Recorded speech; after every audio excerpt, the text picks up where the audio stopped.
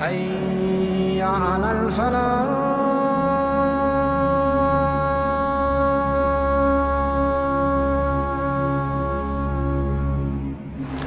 بسم اللہ والحمد للہ والصلاة والسلام علی رسول اللہ صلی اللہ علیہ وسلم. اما بعد، اعوذ باللہ السمیع العلیم من الشیطان الرجیم. بسم اللہ الرحمن الرحیم. الطلاق مرتان فامساک بمعروف او تسریح باحسان. میرے محترم بھائی بزرگوں اور دوستوں، ماں اور بہنوں، السلام علیکم ورحمۃ اللہ وبرکاتہ. اللہ تعالیٰ نے حضرت آدم کو جب تخلیق فرمایا تو ان کو سکون دینے کے لیے، ان کی زندگی میں آرام پیدا کرنے کے لیے اللہ تعالیٰ نے انہی کی پسلی سے اماں حوا کو پیدا فرمایا. مقصد یہ تھا لِتَسْكُنُوا إِلَيْهَا، تاکہ حضرت آدم علیہ السلام سکون حاصل کر سکیں. قرآن مجید سے یہ ظاہر ہوتا ہے کہ اللہ رب العزت نے بیوی کو، عورت کو سکون حاصل کرنے کا ذریعہ بنایا ہے. میرے بھائیوں، ہمارے اس معاشرے میں، خصوصی طور پر پاکستان میں، جو طلاق کی شرح ہے، جو طلاق کا ریٹ ہے، وہ 1 منٹ میں 15 طلاقیں ہیں. 1 منٹ کے اندر 15 طلاقیں اس ملک پاکستان میں ہو رہی ہیں، جس کی بنیاد لا الہ الا اللہ محمد رسول اللہ ہے. طلاق کیوں ہوتی ہے؟ سب سے پہلی بات یہ ہے کہ نبی صلی اللہ علیہ وسلم کی حدیث ہے. بعض علماء اس کو صحیح کہتے ہیں، بعض علماء اس کی تضعیف کرتے ہیں کہ حلال کاموں میں سے سب سے برا کام وہ طلاق ہے. حلال کاموں میں سے سب سے برا کام وہ طلاق ہے. طلاق ہوتی کیوں ہے؟ کیونکہ ہم دین اسلام کو اس طریقے سے نہیں پڑھتے جیسے دین اسلام چاہتا ہے. بیسکلی وجہ طلاق ہونے کی میاں بیوی کا آپس میں تعلق پیدا نہ ہونا ہے. نبی صلی اللہ علیہ وسلم اور دین اسلام نے ایک اصول دیا ہے، الرجال قوامون علی النساء، کہ عورتوں کے اوپر مردوں کا حکم ہے. مرد عورت پر حاکم ہیں، لیکن اس مرد کی لمیٹیشنز ہیں جو عورت کو حکم دے سکے. وہ یہ نہیں کہہ سکتا کہ عورت میں جو بھی حکم دوں گا وہ میری بیوی مانے گی. صرف اللہ تعالیٰ نے اس حوالے سے مرد کو تھوڑا سا اونچا رتبہ دیا ہے، کیونکہ مرد کی ذمہ داری زیادہ ہے. عورت کے حقوق زیادہ ہیں، مرد کی ذمہ داری زیادہ ہے. اللہ تعالیٰ نے فرمایا، نبی صلی اللہ علیہ وسلم نے فرمایا کہ مرد کی ذمہ داری یہ ہے کہ عورت کا نان و نفقہ اس کے ذمے ہے، بچوں کا نان و نفقہ اس کے ذمے ہے، بچوں کے خوراک اس کے ذمے ہے. عورت کے ذمے صرف یہ اپنے شوہر کی عزت کی حفاظت کرے. اسلام نے عورت کو اتنا مقام دیا ہے کہ ایک باڈی گارڈ، جب سے ایک عورت پیدا ہوتی ہے، بیٹی پیدا ہوئی 7 باپ ہے، تھوڑی سی بڑی ہوئی 7 بھائی ہے. معاشرے نے عزت کے ساتھ رخصت کیا، 7 پوری عمر کے لیے لائف ٹائم باڈی گارڈ 7 مقرر کر دیا، جس کو شوہر کہا جاتا ہے. تھوڑی سی بڑی ہوئی، اپنے بڑھاپے میں گئے تو جوان بیٹے 7 ہیں، عزت کے ساتھ ماں کے ساتھ پیش آتے ہیں. اسی طرح یہ ایک بیٹی عزت کے ساتھ قبر میں چلی جاتی ہے. یہ ہے دین اسلام. دین اسلام نے عورت کو اتنا حقوق دیے ہیں کہ ان عورتوں کے نام پر اللہ نے ایک پوری سورت نازل فرمائی ہے، جس کو سورۃ النساء کہا جاتا ہے. اور اللہ کے نبی صلی اللہ علیہ وسلم سورۃ النساء کی سب سے پہلی آیت اپنے ہر خطبہ میں پڑھا کرتے تھے. کیا ہے اس میں پیغام؟ یا ایھا الناس اتقوا ربکم الذی خلقکم من نفس واحدہ. اپنے آپ کو مرد ہونے کا ثبوت مت دو اے انسانوں، اللہ سے ڈر جاؤ جس نے تمہیں ایک جان سے پیدا کیا. عورت اور مرد بعض اوقات برابر بھی ہیں، بعض اوقات عورتوں کے حقوق زیادہ ہیں. صرف مرد کو اس لیے ہے کہ مرد ایک اپنے گھر کا سربراہ ہوتا ہے. اس لیے امت مسلمہ میں یہ قانون ہے کہ کوئی عورت حکمران نہیں بن سکتی. مسلمانوں کا حکمران وہ مسلمان مرد ہی بنے گا. نبی صلی اللہ علیہ وآلہ وسلم پر قرآن مجید میں آیت نازل ہوئی، سورۃ النساء کی آیت ہے کہ اگر آپ کی عورت بیوی بات نہیں مانتی تو آپ ان کو نصیحت کرو، فعظوہن، ان کو واعظ کرو، ان کو درس دو. ان کو موٹیویٹ کرو۔ ہم میں سے کتنے ساتھی ایسے ہیں کہ جو اپنی ازواج کے ساتھ یا بیویوں کے ساتھ پیار سے پیش آتے ہیں، تھوڑی سی غلطی ہو گئی ہم نے اس کی عزت نفس کو پورے معاشرے میں بکھیر کے رکھ دینا۔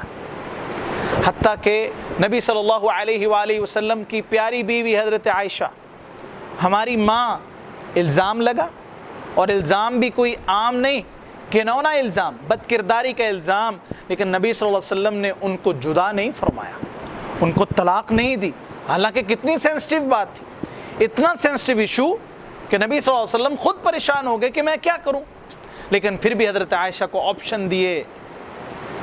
میرے بھائیوں، اللہ کے نبی صلی اللہ علیہ وسلم نے ہمیں امت کو کیا سبق دیا؟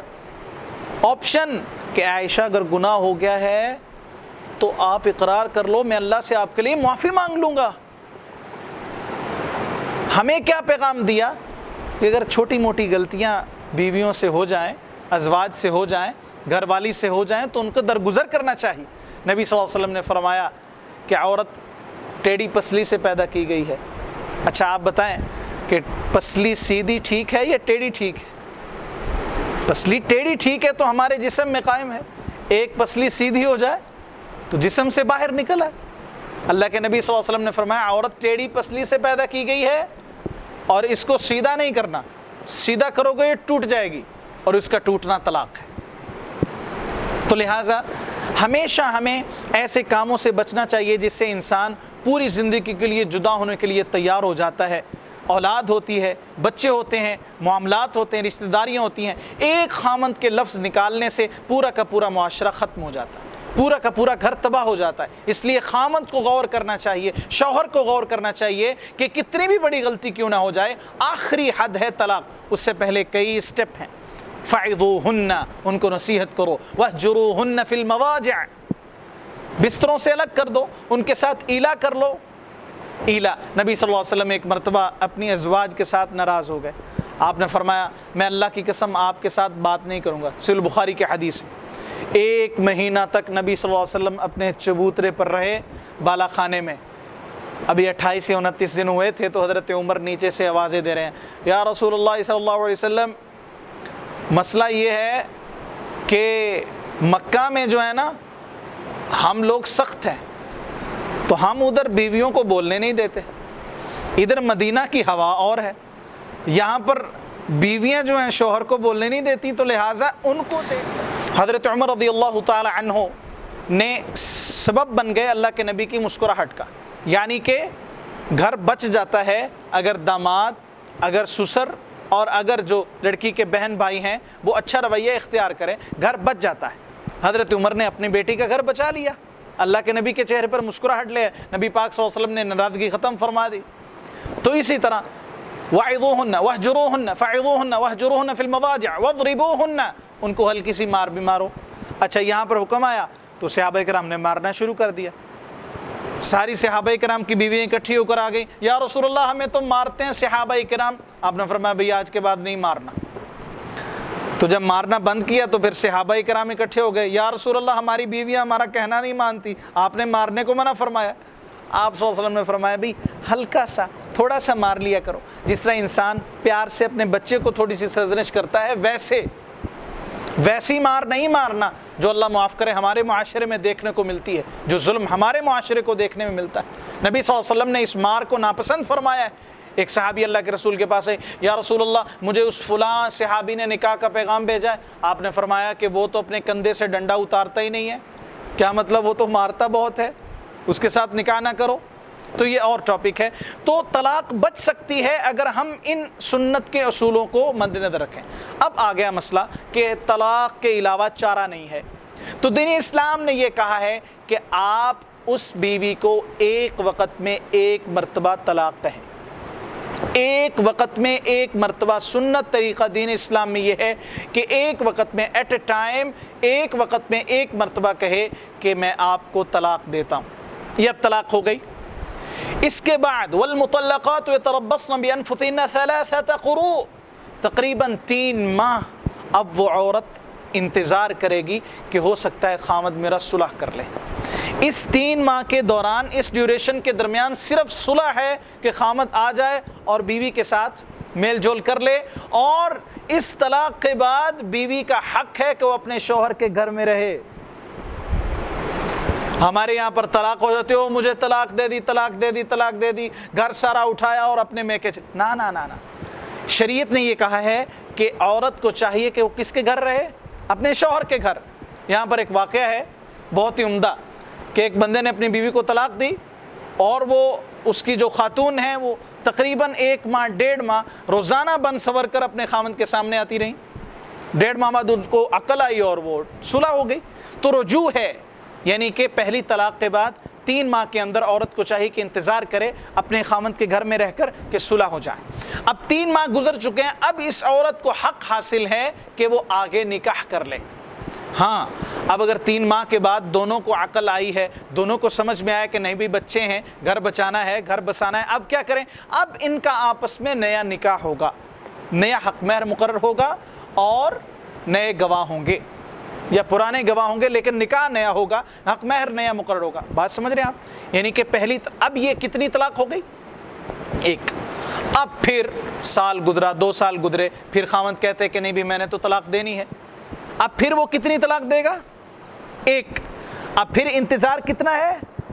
3 ماہ۔ 3 قروء، قر کے الفاظ آئے ہیں۔ امام حنیفہ رحمہ اللہ اس معاملے میں حدیث کے زیادہ قریب ہیں کہ قر سے مراد ہے حیض، یعنی کہ عورت 3 بار وہ جو ان کے ایام مخصوص ہوتے ہیں ان کے 3 ٹائمز ہو جائیں، اس کے بعد وہ اس کا جو وہ ٹائم ہے وہ ٹائم لمٹ ختم ہو جاتی ہے۔ تو کتنے ماہ تقریباً یہ بنتے ہیں؟ 3 ماہ۔ اب یہ کتنی طلاقیں ہو گئیں؟ 2۔ اب پھر اس کے درمیان صلح ہو گئی۔ اب جو تیسری مرتبہ اس خاوند اور بیوی کی لڑائی ہوئی، اور تیسری مرتبہ جو خاوند کہے گا میں آپ کو طلاق دیتا ہوں، اب یہ جو تیسری طلاق ہے، الطلاق مرتان، طلاق 2 مرتبہ ہے۔ تیسری مرتبہ جو ہوگی اس کے بعد واپس نہ رجوع ہے، نہ اس خاوند سے نکاح ہے، پوری زندگی کے لیے وہ عورت اس خاوند کے لیے حرام۔ اب ہمارے معاشرے میں مسئلہ یہ پیدا ہوتا ہے کہ سیدنا امام حنیفہ رحمہ اللہ تعالیٰ کا موقف یہ تھا کہ بھائی 3 طلاقیں ایک وقت میں اگر ایک آدمی اپنی بیوی کو 3 مرتبہ طلاق کہہ جاتا ہے تو وہ کتنی ہو جاتی ہیں؟ 3، اور اس کے بعد واپسی کا کوئی رستہ نہیں ہے۔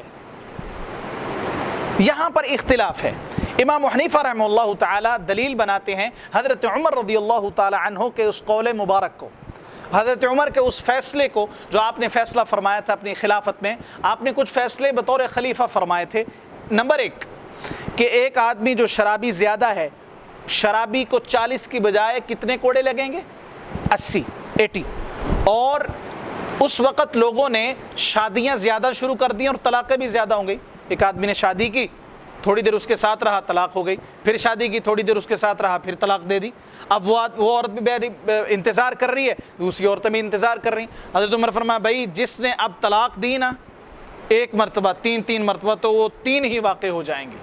یہ حضرت عمر رضی اللہ تعالی عنہ کا فیصلہ تھا۔ صحیح مسلم میں حدیث ہے کتاب الطلاق کے اندر، حضرت عبداللہ بن عباس فرماتے ہیں کان الطلاق فی عہد رسول اللہ صلی اللہ علیہ وسلم واحدہ، اللہ کے رسول کے دور میں، حضرت بکر صدیق کے دور میں، حضرت عمر رضی اللہ عنہ کے شروع والے 2 سالوں میں 3 طلاقیں ایک مجلس کی کتنی تھی؟ 1۔ یہ اسی حدیث میں ہے جس حدیث میں یہ ہے۔ اللہ کے نبی کے دور میں، حضرت ابوبکر کے دور میں، اور حضرت عمر رضی اللہ عنہ کے شروع والے 2 سالوں میں 3 طلاقیں ایک وقت میں کتنی تھی؟ 1۔ حضرت عمر رضی اللہ عنہ نے اس فیصلے کے تحت یہ معاملہ فرمایا کہ نہیں بھائی اب 3 طلاقیں کتنی ہوں گی؟ 3 ہوں گی۔ اس کا مطلب یہ ہے کہ سنت یہ ہے، مسنون یہ ہے، مسئلہ یہ ہے کہ 3 طلاقیں ایک وقت میں کتنی ہوں گی؟ 1۔ اب اللہ کے نبی صلی اللہ علیہ وسلم نے فرمایا علیکم بسنتی وسنت الخلفاء الراشدین المہدیین، تم پر میری سنت بھی لازم ہے اور میرے صحابہ کرام کی سنت بھی لازم ہے۔ اس حدیث کو سمجھنے کی ضرورت ہے۔ اگر ہمارے سامنے مسنون عمل موجود ہے، اگر ہمارے سامنے مسنون سنت والا عمل موجود ہے، پھر صحابہ کرام کی سنت نہیں ہے، پھر صحابہ کرام بھی کس کی سنت فالو کریں گے؟ جناب محمد رسول اللہ صلی اللہ علیہ وسلم۔ ہاں ہمارے سامنے ایک مسنون عمل موجود نہیں ہے، پھر ہم صحابہ کرام کی سنت کو لیں گے۔ مثال کے طور پر جمعے کی 2 اذانیں دی جاتی ہیں، حرم میں بھی دی جاتی ہیں، دو اذانیں جمعے سے پہلے، دو اذانیں حضرت عثمان نے شروع فرمائی تھی، حضرت عثمان نے شروع فرمائی تھی، اور اس صحابی کا کسی بھی صحابی نے اختلاف نہیں فرمایا۔ یہ مطلب ہے علیکم بسنتی۔ اور دوسری بات یہ ہے حضرت عمر رضی اللہ عنہ کا یہ فیصلہ بطور حکمران تھا۔ اب مجھے یہ بات بتلائیں کہ ایک شرابی اگر شراب پی لے تو اس کی حد کتنی ہے؟ 80 کوڑے یا 40؟ شریعت میں 40 ہے، حکم بھی اب 40 ہے، حد بھی 40 ہے۔ کوئی آدمی فتویٰ دیتا ہے کہ اس کو 80 کوڑے لگاؤ؟ نہیں۔ حضرت عمر رضی اللہ عنہ کے یہ فیصلے بطور حکمران تھے، اور آپ رضی اللہ تعالی عنہ سے اعلام الموقعین میں حضرت عمر رضی اللہ عنہ سے اس فیصلے کا رجوع بھی ثابت ہے۔ لیکن اس فیصلے کو آڑ بناتے ہوئے جس کا امام ابو حنیفہ رحمہ اللہ نے کوئی حل نہیں بتلایا، فقہ حنفی میں کوئی حل موجود نہیں ہے، وہ آج کے ہمارے وہ جو میں کہتا ہوں ایسے علماء سو موجود ہیں کہ جنہوں نے حلالہ جیسی لعنت کو اس معاشرے میں ترویج دے دیا کہ نہیں بھائی اب آپ کی ایک مجلس میں 3 طلاقیں 3 ہو گئی ہیں، اب آپ کا نکاح نہیں ہو سکتا۔ نہیں مولانا صاحب کچھ تو کریں، میرے بچے ہیں۔ ہاں ایک حل ہے کہ آپ کی بیوی کسی اور کے پاس جا کر رہے، وہ آدمی اس کو طلاق دے، پھر اس کے بعد آپ اس سے طلاق کر سکتے ہیں۔ دلیل وہ کیا دیتے ہیں؟ حتی تنکح زوجا غیرہ۔ اب یہ عورت جس کو 3 طلاقیں ہو چکی ہیں، اب یہ واپس اپنے خاوند کے پاس آ سکتی ہے۔ کب؟ حتیٰ کہ یہ عورت کسی اور سے نکاح کرے۔ ٹھیک ہے، کیا کرے؟ نکاح۔ بظاہر تو یہ دلیل بڑی مضبوط ہے کہ ہاں بھائی جی یہ حلالے کی دلیل آ گئی، لیکن میرے بھائیوں نکاح کی کوئی طریقہ اسلام نے بتایا کہ نہیں؟ نکاح اپنی مرضی والا یا اللہ کے نبی کی مرضی والا؟ اسلام میں پری پلان نکاح نہیں ہے، اسلام میں خاص ٹائم کے لیے لمیٹڈ نکاح نہیں ہے۔ حتیٰ تنکح زوجا غیرہ، حتیٰ کہ وہ عورت اس نیت سے نکاح کرے کہ میں یہ ساری زندگی اس کے ساتھ رہنا ہے۔ اب وہ شوہر ویسے فوت ہو گیا، ان کی ویسے نہیں بنی، نیت ان کی نہیں تھی کہ میں نے 6 ماہ رہ کے یا 6 سال رہ کے یا 6 صدیاں رہ کے میں نے اس سے طلاق لینی ہے، میں مثال دے رہا ہوں، یا 6 منٹ رہ کے طلاق لینی ہے، یہ نیت نہیں تھی، ویسے ان کی نہیں بن سکی، یا وہ خامد فوت ہو گیا۔ اب اس کی عدت گزرنے کے بعد یہ پچھلا خامد جس نے 3 طلاقیں دی تھی یہ نکاح کا پیغام بھیج سکتا ہے۔ یہ معنی ہے حتیٰ تنکح زوجا غیرہ۔ لیکن ہمارے معاشرے میں اللہ کے نبی صلی اللہ علیہ وسلم نے فرمایا کہ جانتے ہو کرائے کا سانڈ کون ہے؟ آپ نے فرمایا کون ہے؟ تو اللہ کے نبی فرماتے ہیں وہ ہے کہ جو پیسے لے کر کسی آدمی کی عزت کے ساتھ کھیلتا ہے۔ اور میرے بھائیوں طلاق کس نے دی ہے؟ مرد نے۔ اس بیوی بیچاری کا کیا قصور ہے؟ اور دوسری بات یہ ہے کہ وہ بیوی کس کی ہے؟ میری بیوی کس کی ہے؟ ایک آدمی کی، اور اس کے ساتھ نکاح کون کر رہا ہے؟ دوسرا آدمی۔ تو اس طرح کی ساری چیزیں شریعت اسلامیہ میں حرام ہیں، وہ متع ہو یا حلالہ ہو، دین اسلام میں اس کی کوئی گنجائش نہیں ہے۔ سمرائز کرتے ہیں کہ طلاق سب سے آخری حل ہے، اگر دینی ہے تو سنت مسنون طریقہ آپ کو بتلا دیا ہے، حلالہ سے بچ جائیں، اپنی عزت کی اور غیرت کی حفاظت کریں۔ اللہ تعالیٰ مجھے اور آپ کو دین کو سمجھنے کی توفیق نصیب فرمائے۔